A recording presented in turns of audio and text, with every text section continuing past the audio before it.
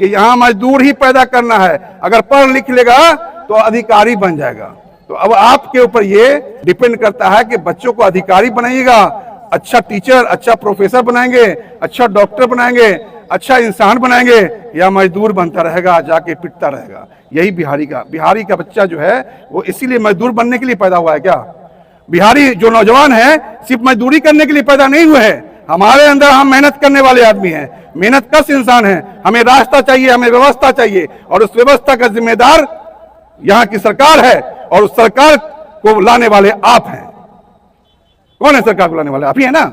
जिम्मेदार आप भी हैं। अपनी जिम्मेदारी से आप लोग जो है जिम्मेदारी को नहीं समझ पा रहे हैं, और जो गार्जियन अपनी जिम्मेदारी नहीं समझ पाता है उसके बच्चे रास्ते से भटक जाते हैं।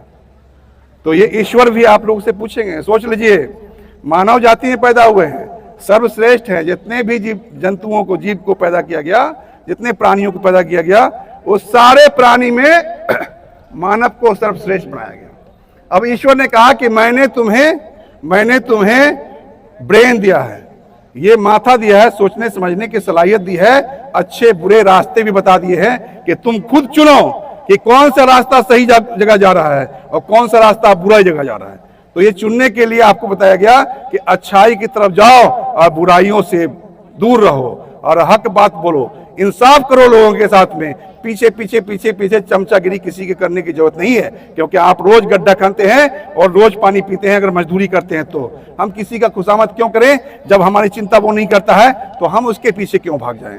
हमारे पास जब विकल्प आया है तो हम विकल्प के तलाश में एक नया अपनी सरकार क्यों नहीं बनाए, जो एक अच्छी सोच, एक अच्छे विचार को धारा से ये सरकार बनी है। महात्मा गांधी जी को आप तो जानते ही हैं, उन्हीं के विचारों को पुनर्जीवित करने के लिए आदरणीय प्रशांत किशोर जी बिहार में एक ऐसा व्यवस्था बनाने जा रहे हैं कि जिस व्यवस्था में हर लोग समा जाए, न कोई जात पात हो, न कोई धर्म की राजनीति हो, जो भी हो सब बिहारी हो।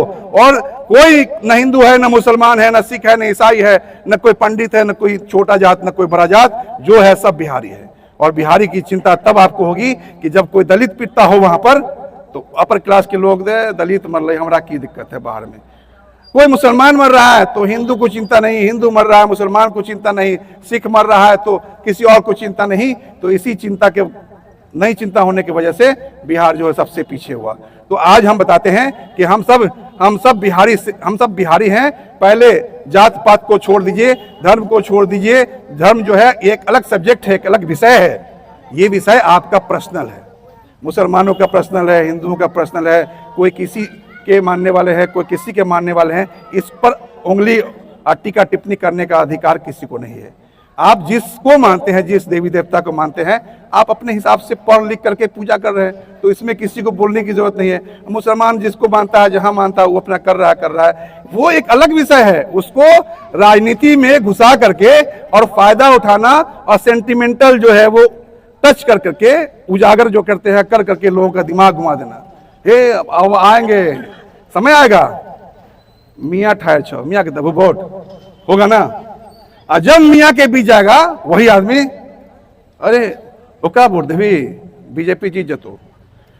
मुसलमान को बीजेपी से डराने का काम, हिंदू को मुसलमान से डराने का काम, मुसलमान को हिंदुओं से डरा करके 5 साल हमारा खा जाता है लोग।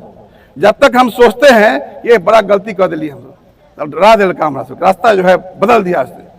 तो 5 साल का एक बहुत बड़ा अरसा होता है। जो बच्चा पढ़ने वाला है 10 साल का है, उसको आगे पढ़ना था, उसका 15 साल खत्म हो गया, 5 साल और आ गया। अब जो आदमी अच्छे दिन की कल्पना, एक सोच लेकर के आज से 40 साल पहले चला हो,